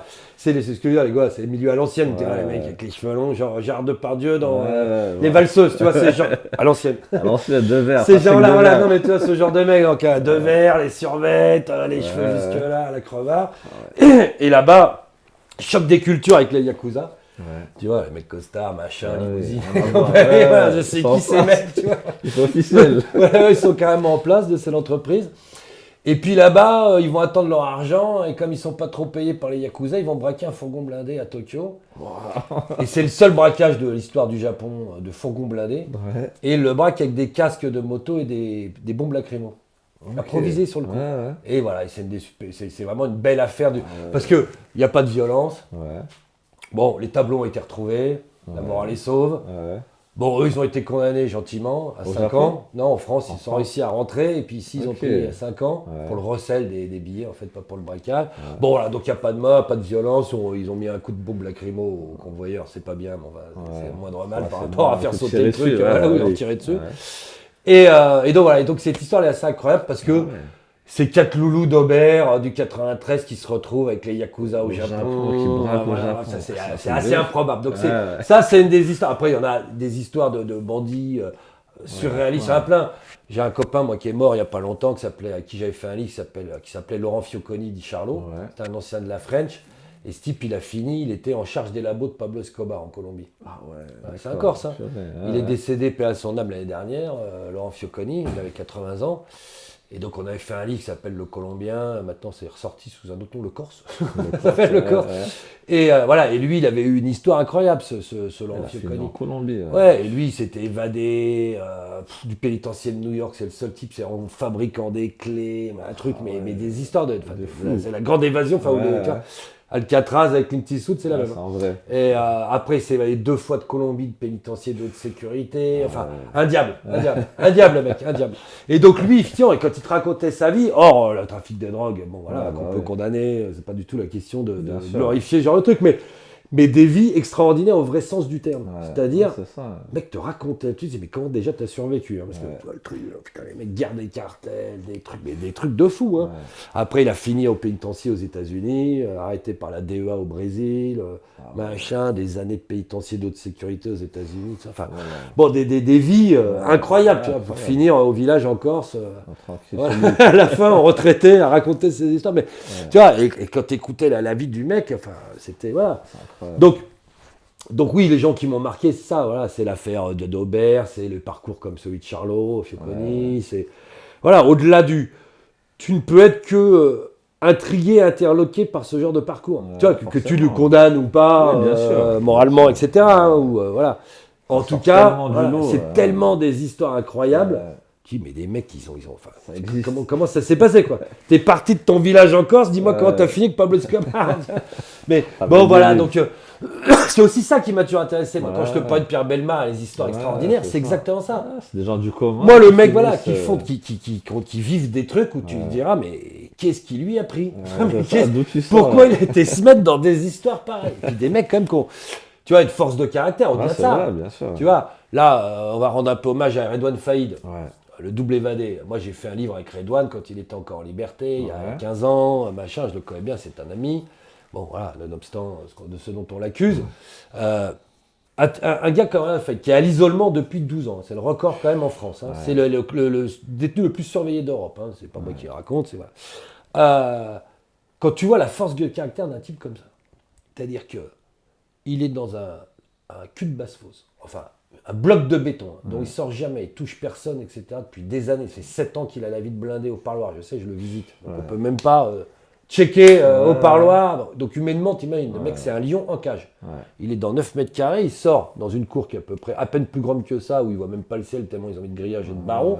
Bon, en gros, le type, c'est une bête fauve comme ça. Je l'ai au téléphone, il m'appelle tous les jours. Non pas avec un téléphone que voudrait enlever Darmanin. C'est le téléphone légal, il a des numéros enregistrés qui sont écoutés, il a le droit de te parler. Voilà, donc il appelle comme il peut. À un tarif prohibitif pour lui, je tiens à le dire. Et tu vois la mentalité du type, c'est-à-dire il n'est pas effondré. Toi, moi, suicide. Non, mais je veux Ouais, dire, 12 bien ans, sûr. tu te mets dans ta salle de bain et tu restes 12 ans. Ouais. Non, mais c'est ça. Hein. Tu ouvres un peu la fenêtre de temps en temps avec du grillage, mais c'est ta vie depuis 12 ans. Un hamster dans une roue, tu vois. Enfin, dans un truc dans une cage. Le mec, il a une force de caractère. Rien que ça, humainement, c'est intéressant. Ouais, non, mais c'est vrai. Comment tu ce fais? type, comment il tient? Ouais. Moi, je lui ai dit, si, quand tu sors, là, il finira par sortir. Quand tu sors, va faire des séminaires. C'est pas les sportifs qu'il faut prendre, tu sais, pour Je te la jure. détermination, Ouais, la volonté, le c'est dépassement ça. de soi. Tu sais, ils prennent les anciens sportifs qui vont faire des colloques au CAC 40 devant les cadres. Non, non, non. Ouais, prends-lui. Oh, Don Coaching Fade. mental. Coaching mental, 12 ans dans une boîte en béton, le mec qui sort, il est comme ça. Il est comme ça, il n'est pas abattu, il tient, il machin, il te parle, il est structuré. Ah, il a des problèmes physiques parce que de vue, pour se mouvoir, de mobilité, etc. Des problèmes physiques. Mentalement, il est d'une force rare.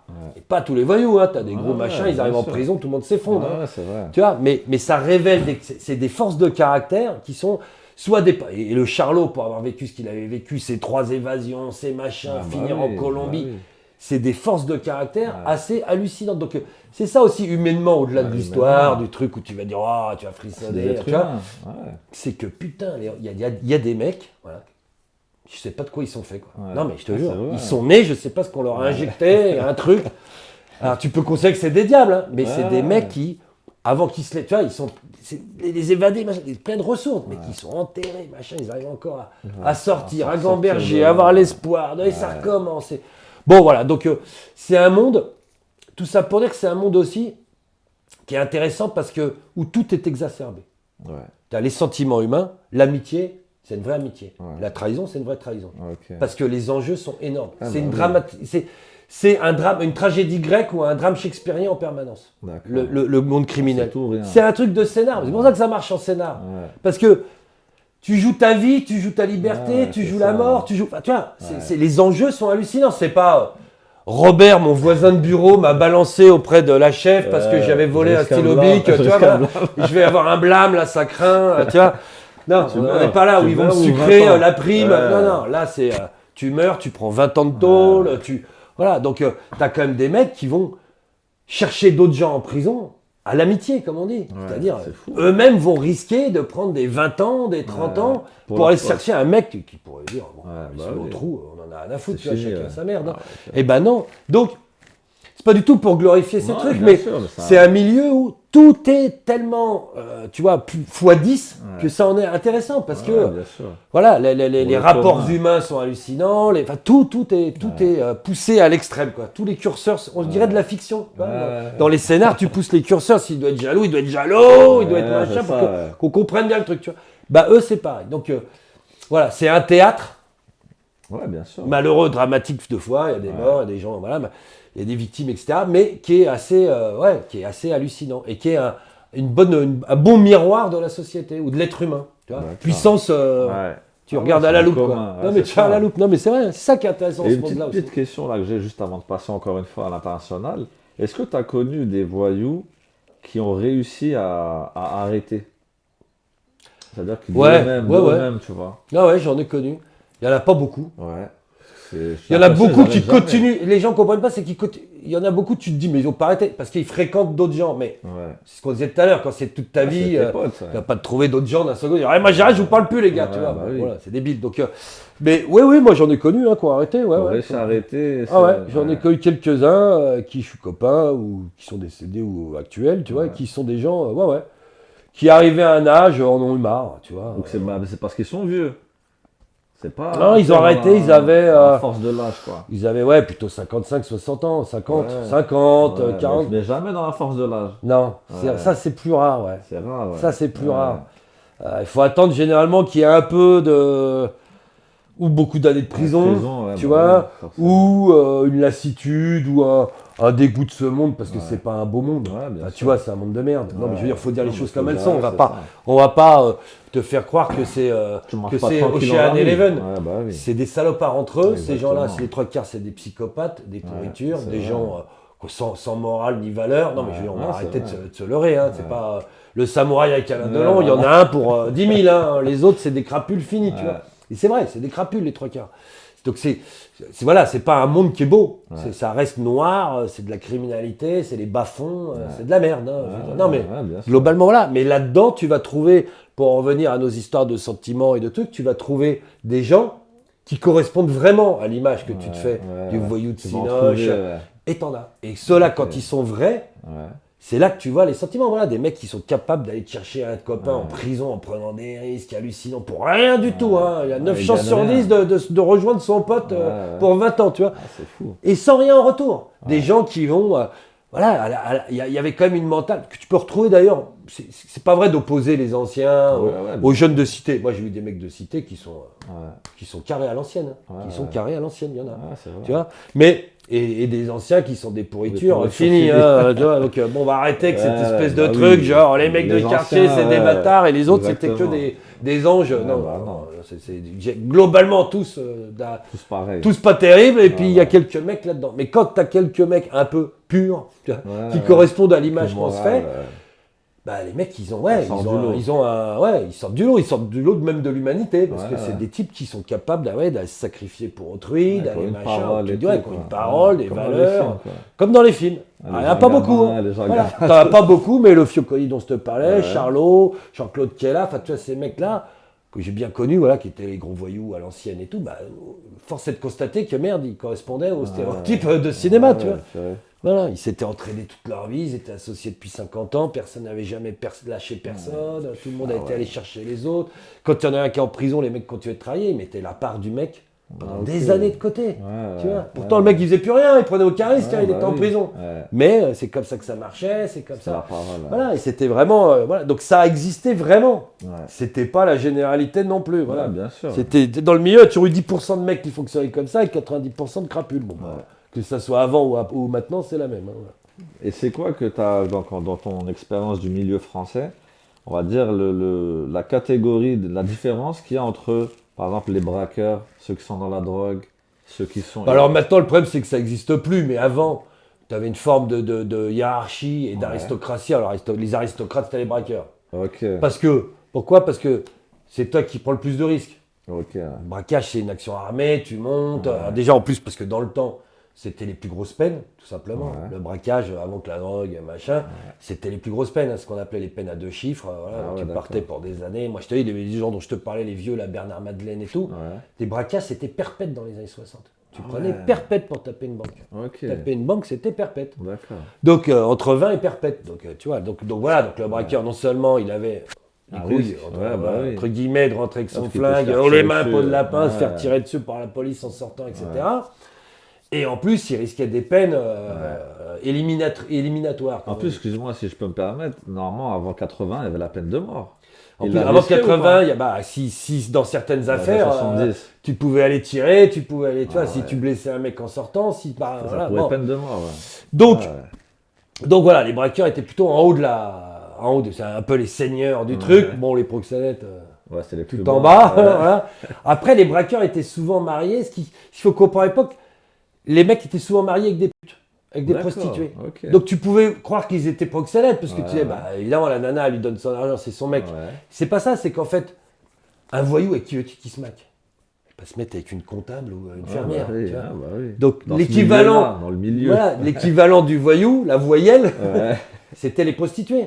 Les tapins, comme on disait. Ils avaient beaucoup de respect d'ailleurs. Et moi, tous les vieux voyous que j'ai connus, ils vivaient tous avec, comme on dit, un tapin, une prostituée. Et du temps d'ailleurs, et ils se faisaient choisir par les filles à l'époque. T'as du mal à l'expliquer aujourd'hui. Mais les beaux voyous, les filles les recherchaient. Parce que c'était chic. Ton mari, c'était un caïd, donc c'était déjà mieux. Et en plus, tu vois, là pour le coup, il y avait une autorité naturelle, t'étais pas emmerdé, parce que t'étais la femme d'un tel. Donc, en fait, voilà, donc il y avait cette hiérarchie, mais en fait, même les gros braqueurs, les gros voyous, généralement, ils étaient mariés avec des... Donc ils auraient pu même tomber pour proxénétisme, ces gens, parce qu'ils n'étaient pas. Et puis après, voilà, tu avais toute la gamme, le cambrioleur. Les voleurs, en règle générale, étaient les plus capés. Les gros voleurs, pas le mec qui va voler au supermarché, mais les gros braqueurs, les gros cambrioleurs, les gens qui faisaient les coffres de manière un peu scientifique et technique. Voilà, bon. Ces gens-là, effectivement, ils tenaient le haut du pavé. Le trafiquant de drogue, à part c'était déjà très rare jusqu'aux années 60. Il y avait des équipes depuis les années 30 qui ont de l'héroïne, de la cocaïne. C'est vieux comme la belle époque, tu vois. Mais bon, c'était quand même une petite catégorie, une sous-catégorie du mi-temps. C'était pas ça qui faisait le gros du truc, tu vois. Donc, c'est pas comme aujourd'hui. voilà, aujourd'hui, ça s'est inversé. Donc, toutes ces catégories, elles n'existent plus aujourd'hui. Il n'y a plus de braquage, il y a très peu de cambriolage. Enfin, tu vois, des petits cambriolages. C'est drôle. Maintenant, c'est les stupes. Les stupes et le cyber. En gros, voilà, les deux mamelles de la criminalité, c'est toutes les embrouilles numériques, cyber, machin. Et puis de l'autre côté, les stupes. Entre les deux, tu vas trouver quoi? Tu vas trouver des mecs qui volent un peu des voitures, qui partent en Afrique. Enfin, tu vois, régulièrement, voilà. Trucs, on va dire. C'est voilà, mais t'as plus. Je veux dire, aujourd'hui, tu veux gagner de l'argent. Soit tu fais du CO2, du faux président, enfin, tous ces trucs d'embrouille, là, ou les trucs à la nigériane et compagnie. T'as vu celle qui a envoyé 830 000 à Brad Pitt, bon, voilà. C'est mieux qu'aller braquer. Non, mais t'imagines, avec un téléphone, c'est vrai, tu t'emmerdes 6 mois avec un téléphone à jouer le joli cœur, tu prends 830 000 euros. Tu vas aller taper une banque, tu prends 10 000 euros au mieux et tu prends 15 ans et 20 ans, tu vois. Donc, et là, escroquerie, tu te fais arrêter, c'est 3 ans. Hein. Ah ouais, c'est 3 ans une escroquerie. T'as fait quoi? T'as pris un téléphone, t'as parlé à quelqu'un. T'es pas récidiviste, t'es pas machin, voilà. T'as pas. Quand ils prennent des 10 ans, des 12 ans, comme Gilbert Chitlieb, qui a inventé l'escroquerie au président, tous ces trucs-là, c'est parce que les mecs sont multi-récidivistes. Donc au bout d'un moment, ils en ont marre. Ils disent, bon, bande organisée, récidive, boum, 10 ans. Mais sinon, les escrocs, c'est 3 à 4 ans, enfin 2 ans, 3 ans, 4 ans, c'est 5 ans, allez, c'est pas des trucs, c'est pas des peines très lourdes. Et tu vois les sommes qu'ils prennent, donc que ça soit les arnaques, voilà, à la romance comme ça, que ça soit du CO2, que ça soit du faux président, tu sais, si t'appelles la comptable d'une boîte en te faisant passer pour le PDG, elle te vire des millions. Ça marche toujours, hein, c'est toujours étonnant, tu te dis, mais comment ça marche? Ça marche toujours. La preuve, Brad Pitt, c'est pas la même chose, mais enfin, les gens sont toujours assez crédules pour se faire avoir. Et le faux président, c'est en plein développement. Maintenant, tu as les deepfakes. Imagine, avant, t'appelais. Maintenant, le mec va apparaître et va te dire, Janine, vous pouvez me virer 8 millions, c'est Robert, votre PDG. Enfin, tu vois, donc ils sont déjà là-dessus, les mecs. Donc aujourd'hui, l'avenir, c'est ça. Les embrouilles à la crypto, tous ces trucs-là. Et puis de l'autre côté, les stupes, quoi. Qu'est-ce que tu vas t'embêter à faire autre chose dans le monde criminel? Aller cambrioler je sais pas quoi pour gagner quoi, tu vois, ou racketter je sais pas quoi. Enfin, ça n'a plus de sens. Il n'y a plus, la prostitution est plus nationale, donc maintenant elle est malheureusement pour ces filles aux mains de groupes de l'Est ou d'Afrique, etc. Et bon, là c'est chaud, mais voilà, ça concerne plus le criminel. Ah si, il y a la position de cité maintenant, les pauvres gamines là que les mecs de quartier font les photos. Ça, c'est développé, ça. Mais ça explose, ça explose. Ça explose. Pourquoi? Parce que dans les stupes, il y a trop de monde. Moi je discutais, les mecs cités, mais je dis pourquoi ils font ça? C'est des trucs de salopards en plus, etc. Il dit, donc les stupes, il y a trop de monde, tu te fais tirer dessus, machin. Le vol, il n'y a plus rien à faire. Il n'y a plus rien à voler, enfin, tu vois, besoin d'argent liquide et machin. Donc les mecs, ils se sont remis là-dessus, voilà, tu vois. C'est l'éternel recommencement. Donc tu reviens à ça parce que c'est faute de faire autre chose. Mais donc voilà, mais en fait, la criminalité maintenant, elle est vachement réduite, hein, tu vois. Dans le temps, dans le temps, tu étais voleur, dans toute la gamme du vol possible. Du braquage, du machin, des machines à sous, des boîtes de nuit. Les boîtes de nuit, ça marche même plus. Donc tu vas même pas les racketter, elles ferment les boîtes de nuit. Toutes seules, ça n'existe plus. Donc tu vois, tout ce monde de la nuit change aussi, etc. Donc elle a évolué. Voilà, donc tu avais les cercles de jeu, les trucs comme ça. Je parle de ça il y a longtemps. Hein. Tout a été perdu, toutes ces activités-là. Donc 3 parties de poker clandées. Vaut mieux que tu ailles vendre de la coke. Non, mais tu vois. Donc en fait, c'est ça aussi qui a fait changer le milieu. C'est que cette diversité de métiers, entre guillemets, a disparu. Donc il reste, voilà, tu te mets dans les stupes, dans le cyber, puis sinon, tu restes chez toi et tu travailles, hein, comme nous. Honnêtement. Et tu peux nous raconter maintenant comment tu es arrivé au Japon avec les Yakuza? Ouais, donc je m'intéressais, je travaillais avec un camarade défunt aujourd'hui, Alexandre Sargo, c'était photographe. Et on bossait pas pour la presse écrite à l'époque et on cherchait à monter des reportages, des trucs. Alors à l'époque, on faisait des trucs sur le crime, mais aussi un peu plus large, des trucs un peu d'aventure. On avait été voir on avait été au Hezbollah libanais, on avait fait pas mal de trucs comme ça. Et puis le Japon, ça m'intéressait, les Yakuza, moi j'avais le canard de tatouage, je m'intéressais à la criminalité. Donc t'as les deux. C'était pour moi cela. Et puis on est parti au Petit Bonheur la Chance au Japon pour un journal qui s'appelait Le Vrai Papier Journal à l'époque et qui n'existe plus. Et pour les anciens, c'était la suite d'Actuel, tu vois. Les magazines des années 80-90, des reportages un peu décalés. Et puis moi, j'ai rassemblé pas mal de trucs sur les Yakuza et j'avais vu qu'il y avait une loi anti-gang qui était passée et qu'il y avait des programmes pour qu'ils quittent les organisations. Je me suis dit, on peut peut-être voir des mecs qui quittent les organisations au Japon. Donc on est parti pour faire ça en reportage avec mon pote photographe. Puis arrivé là-bas, en fait, on a commencé à chercher des vrais Yakuza. Ouais. En disant, Pas des repentis non, en directement. disant, ça va, les Ouais. repentis, ils sont où les autres? Ouais, Donc, c'est vrai. on a trouvé d'abord une petite famille, un peu balourde, mais une petite famille Yakuza, pas mal, tu vois. Et puis, il y avait, je te la fais courte, il y a un magazine au Japon, c'est genre Mafia Magazine, tu vois. Ok. Et je vais les voir pour les interviewer, en disant, c'est quoi votre magazine? Et le mec, quand on est dans cette rédaction, tu vois, il y a un signe divin. Ouais. Le gars, il reçoit un coup de téléphone, il me dit, putain, vous avez de la chance, il y a l'étoile montante de la mafia japonaise, c'est le futur boss de Tokyo, il arrive. Pour nous engueuler. Ah ouais. On a fait un truc dans le magazine, ça lui a pas plu, on l'a jamais vu, mais là, il est dans le quartier, il a dit qu'il passait. Je l'ai prévenu qu'il y avait 2 Français, machin, avec leur traductrice. Il a dit, ça me pose pas de problème, au contraire, je vais les rencontrer. On voit arriver un mec, Jet Li.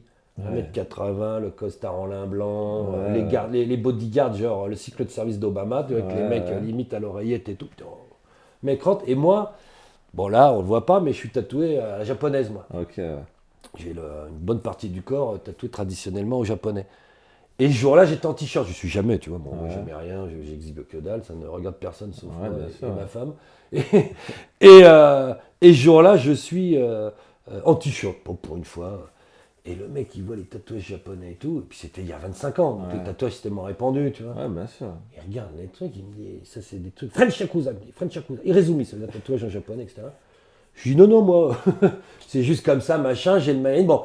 Et puis au bout d'un moment, donc on discute, et moi, je m'intéressais au Yakuza. Il y avait j'avais des rapports américains avec les noms, et lui, j'avais son nom, avec son organisation, Inagawa Kai. Donc je dis oui, je connais, vous êtes à Inagawa Kai, la deuxième grosse organisation japonaise, ils étaient 11 000 à l'époque, machin.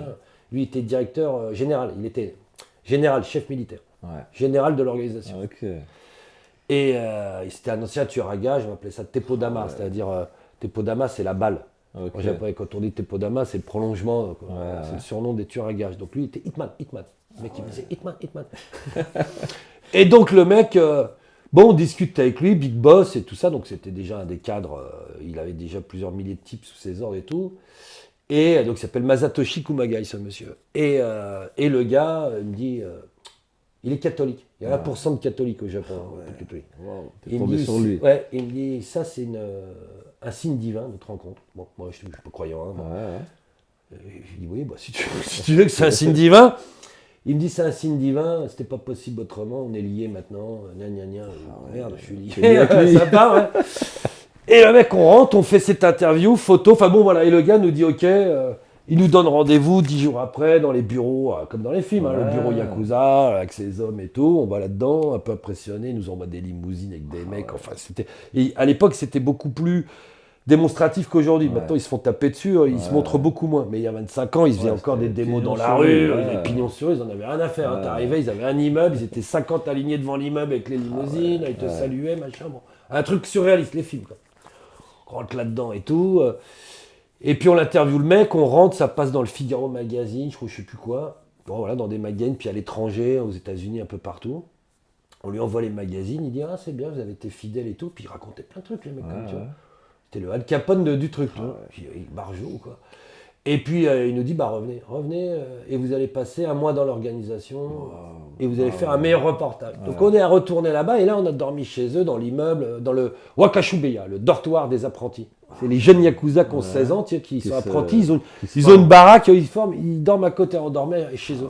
Les Wakashu, c'est les petits frères, tu vois, et Beya, c'est le dortoir, Wakashubeya. Donc on s'est tapé les Wakashu avec nous. Et puis voilà, et puis là, bah forcément, on en a vu encore plus. On a fait les activités avec eux, le retraitement de déchets, machin, des protèques, enfin des trucs surréalistes. Donc on a fait des reportages. Et puis on est devenu copains avec ce monsieur, ami avec ce type, tu vois. Et ça fait 25 ans que je le connais. Il vient régulièrement en France, moi je vais au Japon le voir. Maintenant il est devenu big boss de Tokyo. Il a 60 balais, tu vois, il a 15 ans de plus que... Non, maintenant il a... il a 10 ans de plus que moi, donc il a 64 ans.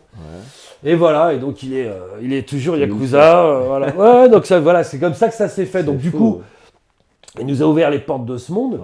On a été un peu partout au Japon avec lui, voir des familles, d'autres organisations, parce qu'il connaît tout le monde, le mec, tu vois. Bah oui. Et d'autres, des collègues, des confrères à lui. On fait des photos, des machins. Et puis surtout, on avait fait un livre chez Flammarion qui s'appelle Yakuza en 2007. Tu vois, ça fait presque 20 ans. Avec des photos, un reportage. Et c'était dans le monde criminel japonais. Et puis après, on a continué d'y retourner. Enfin, voilà. Après, lui, il a même fait un livre au Japon. mais de management, un truc. Il raconte pas les activités criminelles, il raconte comment. Il dit, moi, si en tant que parrain de la mafia, j'arrive à manager 10 000 criminels, je vais vous donner mes Russes pour manager toi dans ta boîte, 5 blaireaux. Donc c'est drôle, le bouquin, il a fait ça avec un journaliste économique japonais, assez bizarre. Et moi, j'ai fait la préface de ce livre. Bah, j'en profitais pour, alors déjà, faire des photos de mecs tatoués, parce que lui, dans la famille, il y en avait plein dans l'organisation. Donc il disait, je lui disais, t'as pas des hommes là qu'on peut prendre en photo? Alors il appelait des mecs, des sapetois et tout. Fais les photos pour mes potes. Donc on a fait des reportages comme ça sur le tatouage européen, puis chez les tatoueurs aussi, tu vois. Lui, il appelait pour nous. Enfin, il y avait des cadres, c'est pas lui qui appelle, il a des cadres, des assistants, bon voilà, c'est comme un PDG, tu vois. Donc il avait des mecs qui appelaient, les tatoueurs, garde à vous, on y allait. C'est ce qu'il appelle, tu vois. Il disait, voilà, il y a 2 Français qui viennent faire un reportage, tout le monde était là. Bien, welcome. Donc voilà, donc on a fait. Voilà, donc ça c'était le Japon. Et puis moi, dans le même esprit, voilà, j'ai multiplié. Donc on a été au Mexique aussi, là c'était en 2006, c'était le début de la guerre des cartels, en décembre 2006, c'est le moment où ça a commencé le bordel. On a été à Culiacán, dans le fief au Sinaloa, dans le fief del Chapo, tout ça, bon voilà, on a tourné pas mal. Là on était rentré par le biais de la narcoculture, des groupes qui jouent pour les boss. Oui, ceux qui les narco-corridos qui racontent leur histoire. Et nous on s'était dit, comment t'approches les mecs des cartels? Tu passes par eux, on va dire qu'on fait un reportage sur les chantins et puis ils vont nous emmener. On est chez les mecs, c'est passé. Donc, on a été voilà, le Mexique, voilà, le cartel du Sinaloa, del Chapo. Après, j'ai été voir les Vors aussi, en Géorgie, en Ukraine. Ça, c'est les Russes tatoués, là, les Géorgiens, les machins. J'ai bossé là-dessus. Je suis allé en Roumanie, faire les voyous roumains aussi pour Canal, là, les gros boss et tout. Ça, c'était marrant. Je suis allé au Nigeria, j'avais fait un truc sur les pirates au Nigeria aussi. Le Maroc, le H, la Serbie, les armes, tout ça. Bon voilà, enfin l'idée c'est le Venezuela, la coke. Après tout ça c'était quoi? C'était par rapport à la télé? C'est pour faire de la télé, c'est pour faire de la télé, le trafic de rhino au Vietnam, de cornes de rhino, enfin voilà, j'ai essayé de... t'as touché à tout. J'ai essayé d'y aller, comme ça qui m'intéresse, à Hong Kong avec les triades, j'en ai fait un aussi, enfin voilà, j'essaie de voir les mecs quoi. Et il te reste quoi que t'as pas fait encore? T'aimerais bien faire plein. Je suis allé un peu au Brésil dans des trucs, mais pas encore assez poussés, tu vois. Mais... Favelas. Favelas, j'y suis un peu allé avec un copain. J'ai pas tourné, mais je suis allé voir avec un copain. Je suis allé avec les flics, et puis je suis allé voir un peu les flics par un autre copain, et puis il y a un autre pote qui m'a emmené dans les favelas. J'avoue que j'étais assez impressionné dans les favelas. Enfin, ça craint pas, tu vois, ça craint moins que d'aller dans les quartiers nord. Sauf que, putain, le chouf dans les favelas, il a un fusil d'assaut, quoi, le mec. Et moi, je me souviens, dans la favela la plus balourde de Rio, même pas un truc, c'est limite, il y a les touristes qui vont la visiter. Enfin, tu vois, c'est pas du tout craignos, c'est tout. Et le pote, il avait un copain qui a une association culturelle, toi, pour les gamins des favelas et tout. Donc il m'amène, il me dit tiens, on va aller voir le copain dans la favela, comme ça tu vois un peu. Et je me souviens, on est dans la voiture, on monte là, la favela, tout se goudronner et tout ça, tu vois. Et là, à un moment, je vois 2 mecs, donc on monte tout doucement, tu vois. Il y a 2 mecs qui descendent à pied, je crois qu'ils avaient des parapluies à la main. Les mecs, ils avaient 2 espèces d'M16, mais des machins, ils étaient en claquettes, ils allaient à l'épicerie s'acheter une canette, tu vois, parce qu'il faisait chaud. J'ai regardé les mecs, je dis, mais il était 16h, en plein dans la rue, il y avait les gamins qui rentraient de l'école. Tu vas un peu plus haut au coin de la rue, pareil, un autre, il était avec son téléphone, il avait une machin posé comme ça. Surréaliste. Là, je me suis dit, là, on est vraiment chez les barjots. Après, c'était calme, hein. Tu vois, les mecs, moi, je leur ai dit bonjour, on a fait des selfies pour déconner. J'ai dit, je peux faire une photo avec toi. L'autre, il a mis son bandana, tu vois. Mais c'était moins tendu que dans un quartier, tu vois, français, où ça tire tout le temps. Voilà, où c'est chaud. Bon, là, j'ai mis quand ça tire, ça tire. C'est-à-dire, quand les flics qui viennent ou les autres, là, c'est la guerre. C'est la guerre. Mais. Donc voilà, non mais il reste, t'imagines, sur la planète criminelle, malheureusement, il en reste à faire. Hein. Si comme chaque pays a les siens, tu peux... Voilà, donc... Non, j'irais bien en Inde, parce qu'en Inde, ils ont des mafias aussi de fou, on n'en parle jamais, mais à Bombay et tout, ils ont des vraies organisations, des trucs balèzes, etc. Donc, il reste plein d'endroits où aller travailler. Où aller travailler. Les labos de drogue de synthèse en Belgique, en Hollande, tu vois, tu peux trouver plein de... T'as pas trop fait Micromafia et tout? Hollande, non, j'avais pas fait la Hollande. Enfin, j'ai bossé, il y a 15 ans, j'avais fait un truc sur la coke déjà à Anvers, au port d'Anvers, il y a 15 ans, en 2009. Pour France 3, mais avec un autre copain. Mais non, j'ai pas trop bossé justement.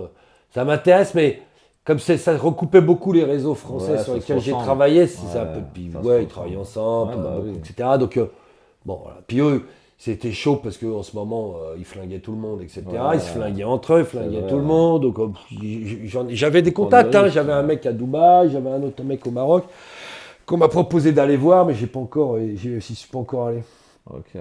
Pour essayer de voir un peu, discuter avec ces gens, mais bon, Ouais. compliqué. Et c'est quoi ton actualité là aujourd'hui? Je fais beaucoup de plateformes là, de Netflix, Ouais. notamment. Donc j'ai des films à sortir dont je ne peux pas parler parce Ouais, qu'il c'est y a en des cours. trucs de confidentialité. Ça sera en en cours. off, rien que pour nous. Voilà. Donc ça devrait être, je sais pas, en ligne, soit avant l'été, soit juste après l'été. Là, il y a une série de 3 fois 52 en documentaire Ouais. sur une affaire française. Enfin voilà, ce genre de truc. J'ai un bouquin sur la Costa del Sol Un qui livre qui raconte arrive, un peu, ouais. là voilà. Donc ça, j'espère qu'on aura fini à la fin de l'année. Ouais. J'ai des trucs de fiction dont on Ouais. reparlera aussi. Ouais. Enfin voilà, des choses en cours. Ah, c'est bien. Là, c'est Toujours le début de actif. plein de nouveaux Toujours projets, actif, tu vois. Voilà, ouais. donc voilà. C'est Mais toujours ouais, actif. donc je vais pas lâcher l'affaire. Ouais. Même, alors des fois, t'as des hauts et des bas. Hein. Des fois, Ouais, j'en ai un peu forcément. marre. Tu sais, quand t'es très spécialisé, que tu travailles toujours Ouais, sur les quand mêmes t'es sujets. toujours dessus, ouais. Au bout d'un moment, tu sais, c'est ce que je te disais en off. Moi, je regarde pas de films policiers Ouais. ou de films de voyous. Je lis pas de polar ou de trucs comme ça. Parce que Ouais. je te dis, j'en bouffe tellement toute Ouais, la bah ouais, journée. tu vis de ça. Du donc ça flic, y est. du juge, du voyou, de l'avocat, du je sais pas Ouais. quoi, que tu vois, quand j'ai besoin je lis des trucs qui me détendent. Je regarde des Ouais. comédies romantiques, Ouais. je lis des livres d'histoire. Pour changer, pour Voilà, changer pour parler d'air. d'autres choses, tu Ouais. vois. Mais voilà, ouais, je suis obligé. Au bout d'un moment. Bah, C'est bien tu- fou, Une petite dernière question avant de clôturer le podcast. Est-ce que tu pourrais nous donner, enfin, ou nous conseiller un livre et un film sur le milieu français, on va dire que pour Alors, toi, un des meilleurs, on va dire. bon, le film, sans conteste, J'irai au paradis car l'enfer est ici. Ouais, Le réal, ça doit être Xavier Duringer. ok. À vérifier si j'ai pas une connerie, mais je crois que c'est Ouais, ça. Alors ça, c'est un film qui date de 98, ouais. pour les anciens. Ouais, les anciens, bah oui. 98, pour moi, c'est le meilleur film de voyou. C'est écrit par un ex-voyou, Ok. qui s'appelle Jean Mies, qui était un mec de la banlieue sud, un braqueur. Donc Ouais. déjà, tu sens qu'il y a une forme d'authenticité dans le Ouais. truc. Il joue dedans d'ailleurs, avec D'accord. Bibi Nasseri, le frère de Samy Ouais. aussi. Et le film, ouais, est très noir, très réaliste, Ouais. très glauque, très Ok. poisseux, t'es Ouais, dedans, quoi, ouais, t'es dedans. C'est ouais. l'histoire du fils d'un voyou qui est tué, lui, bon, il s'enquille avec les copains de son père, etc. Et c'est vraiment glauqui. Tu sais, Ouais. c'est en banlieue, c'est les boîtes poisseuses, Ouais. les bars un peu dégueulasses. Enfin, le- ça, t'es loin de l'image que t'as du Ouais, milieu, ouais. où les mecs dans les films sont Tout toujours au brille, ça champagne, brille, ouais, au casino, ça brille avec les petites pépées. Ouais. Non, là, tu vois la réalité. Ouais. Les tapins un peu fatigués, les mecs dans les boîtes dégueulasses. Non, mais tu Ouais, vois, c'est vrai. le truc un peu crasseux ce matin. Ouais. Et t'es dans cette espèce d'atmosphère poisseuse, très Ouais. violente, très... voilà, donc C'est ça ça. pour moi. Et si tu veux le pendant américain, t'as Les Affranchis. On a beau Les dire, affranchis, ouais, bah franchement, ouais. Les Affranchis, c'est de la Ouais. balle. Ouais. Il y a le livre d'ailleurs d'où le c'est Sansa. tiré le... Pileggi. Ouais, non, ouais, il a fait un livre, le héros, celui qui est joué par Ray Henry Ray Hill. Liotta, là. Henry Hill, il a Henry fait Hill, un bouquin qui ouais. s'appelle Les Affranchis, c'est de ça dont est tiré le Ouais. scénario. Et le bouquin, il est vraiment bien. Goodfellas, ouais. Voilà. Et t'es traduit? Ouais, il est traduit, Traduit. sorti en français, ouais, Ok. il y a 1 an ou 2, tu peux. Ok. Franchement, je vous le recommande, il est très Ouais. bien. Là, c'est la vraie histoire Ouais, racontée bah par oui. le mec. Et en fait, c'est pas du tout ça, hein. Les Ouais, pauvres, non, sa femme, là, le C'est ça, trompe avec le avec boss, Polly. c'est pour ça qu'il Avec balance Polly, Polly. Bah oui, la vraie exactement. histoire, c'est tout ça, c'est Ouais, dégueulasse. Mais c'est, c'est ça, quand on me ouais. disait, c'est toujours dégueulasse, Des ces histoires de pourritures, ouais, c'est mafia. ça, des pourritures. C'est des pourris, en fait, les Ouais. mecs, hein. Ils se tapent la femme de Comme l'autre, dans ils le Casino. balancent, voilà. Comme dans Casino, C'est ça, c'est que ça. Et en fait, c'est pour ça que c'est des films qui sont bons. Ouais. Parce que tu vois, en fait, la réalité. Même une série, tu vois, comme Les Sopranos. Ouais. Tu pourrais croire que c'est un peu caricatural et que c'est un peu gentillet ou Ouais, comique. ouais. Non, Ouais, c'est vrai. les voyous ressemblent à ça. Ouais. Moi, j'ai bien aimé Les Sopranos parce que Sociopathe. c'est des sociopathes, des petits gros bedonnants. Ouais. Non, mais Ils sont c'est des prêts à mecs, tout, ouais, ils sont puis prêts tu à les tout. vois, ils ont l'air de rien. C'est C'est des vrai. beaufs. Ouais, c'est vrai. Et dans la vraie vie, moi, j'en ai vu plein. Ouais, Des mecs, ils des ressemblent à beaufs, des rien. mecs qui Ouais. ressemblent à rien. Tu sais, tu te Ouais. fais toujours une idée du voyou, le mec qui va arriver, c'est un show. Tu vois une espèce de petit gros avec une tête, on dirait Je te l'épicier jure, à côté de chez calme. toi. Tu vois. Et en fait, voilà, parce que la vraie vie, c'est comme C'est ça. ça, c'est la vraie vie. Et moi, j'aime bien les films de voyous qui ressemblent à ça, Ouais. à la vraie vie. C'est Quand tu excellent. vois la pourriture, la vraie gueule des Ouais, mecs, ouais. le truc. Voilà, ça, c'est des bons films de voyous. Ouais. Pas des conneries complètement fantasmées Ouais. avec des héros et des Caricatural, Robins des Bois et des ouais. je sais pas quoi à la con. Non, mais tu grave, vois, ouais. c'est pas ça. Ça n'est que. vrai. Voilà. C'est noir, noir, noir. Ouais. normalement. Et C'est en- violent, et en c'est livre noir. Et en bouquin, Sur le dur. milieu français. Tu peux me citer un des tiens? Je vais te donner le mien, mais Non, il y avait un livre que j'avais beaucoup aimé écrire avec, je sais pas s'il est très bon, mais c'était le livre que j'avais fait avec Porte-Avions. Michel Ardouin dit le Porte-Avions en 2005. Ça s'appelait Une vie de voyou. D'accord. Ça, c'était. Parce que c'est un des rares mecs qui a été au bout quand il a raconté. Ok. Il omet des trucs, il twiste Ouais, quelques oui, trucs parce que bon voilà. Ouais. Mais il te raconte les règlements de compte, comment il tue des gens. Enfin, au moins, non, mais il n'y a pas de faux semblant. Ouais. Parce que souvent, quand tu fais des livres avec les voyous, forcément, ils vont édulcorer oui. des trucs un peu glauques, tu vois. Ils améliorent ça. Ils améliorent un peu le truc, tu vois. Où ils évitent de parler des cadavres et des mecs qu'ils ont flingués. Tu vois, bizarrement, il n'y a jamais de mort. Hein, c'est ça, leurs potes se font tuer, mais eux, il n'y a jamais. Voilà. Bon, lui, Ardouin, voilà, c'est le seul mec qui avait dit moi, écoute, je te raconte, quoi. Ok. Vas-y, il y a prescription, j'ai tué des mecs, comme ci, comme ça. Bon, voilà, c'est pas glorieux, mais voilà, c'est la vraie vie de voyou. C'est une vie de voyou, c'est ça, c'est de la violence, c'est fondé là-dessus, hein, sur rien d'autre. Et donc voilà, donc après, en livre. Après c'est des vieux livres français, moi que j'ai bien aimé. Il y a des livres. Ça traite pas on va dire des années 80, 90. Non, des bouquins sur les années 80. Il y en a des biens, je ne vais pas cracher sur les bouquins des collègues. Hein. Mais les postiches de Patricia Tourangeau, c'était un bon bouquin sur l'histoire des postiches, qui est l'histoire d'un gang, c'est un peu anecdotique comme histoire, mais ça c'était marrant. Voilà, après, non, il n'y en a pas beaucoup où je me suis senti kiffé. Après je baigne tellement aussi là-dedans que les histoires je les connais, tu vois, donc j'ai moins la découverte. J'apprends toujours des trucs forcément, je sais pas tout, mais bon, oui, globalement les grandes lignes de ce qui est raconté, je vois à peu près de quoi ça parle, donc forcément après des bouquins qui sont faits sérieusement, par exemple Les Parrains Corses de Jacques Folloroux, le journaliste du Monde. Donc, c'est un livre qui est classique dans le sens où c'est police, justice, voilà, les infos viennent de là, ou des avocats, etc. Mais c'est bien renseigné, c'est bien fait. Alors voilà, c'est pareil, il manquera forcément toute l'histoire occulte du truc, voilà. Et puis il n'y a que eux qui connaissent les vraies histoires, les dessous des histoires exactes, etc. Mais ça, voilà, c'est pour le type qui veut avoir une idée d'une histoire du milieu, en plus qui est assez longue, qui va des années 20 à aujourd'hui. Les Parrains Corses de Folloroux, ça reste quand même... Ok. Et pour un très bon livre. Ton livre dans lequel tu es le plus fier concernant le milieu français. Une histoire du milieu. Celui qui vient de ressortir corrigé. Le premier qui vient de ressortir. Et celui-là, je l'augmenterai. Il faut que j'attende un peu d'être tranquille à la retraite. Non, je déconne, mais je vais le faire, mais en plusieurs volumes après. Je vais le reprendre, mais en plusieurs volumes. Là, déjà, il y a 400 pages. Je vais reprendre le même, mais je vais... Tu vas rajouter. Je vais élargir chaque partie. Bon, je pense dans 5 ans, pas tout de suite. Mais celui-là, oui, parce que... Pardon, c'est celui, je te dis, qui retrace un peu voilà, l'histoire du milieu. 30 ans, c'est 1880 le livre 2000. T'as 100 ans. T'as 100 ans de milieu. Ok. Donc celui-là, déjà c'est celui sur lequel j'ai le plus galéré. C'était mon premier vrai bouquin. Et je pense que c'est celui que je trouve le plus intéressant. Ok. Parce que t'as des infos. Et puis ça permet de comprendre aujourd'hui, c'est comme toujours pareil. Pour comprendre le présent, il faut que tu connaisses l'histoire. Non, mais tu vois. Exactement. Donc voilà, si tu veux comprendre qui sont ces gens d'aujourd'hui, d'où ils viennent, et comment on en est arrivé là, faut lire un peu les trucs qui sont passés avant. Non, mais voilà, donc en gros, voilà mes trucs de chevet. Super, magnifique. Écoute, je te remercie beaucoup. C'est moi qui te remercie, je vous remercie. Il y en a un qu'on ne voit pas, il y a un autre ancien, il est là. Exact. Et messieurs, merci en tout cas. Parfait. Voilà, les anciens, on était avec Jérôme Pierrat. N'hésitez pas à commenter, à vous abonner. Et c'était pour vous, Jérôme Pierrat. Merci en tout cas à ceux qui vont regarder. Merci à vous deux. Avec plaisir. C'était très sympa. Merci. Ciao.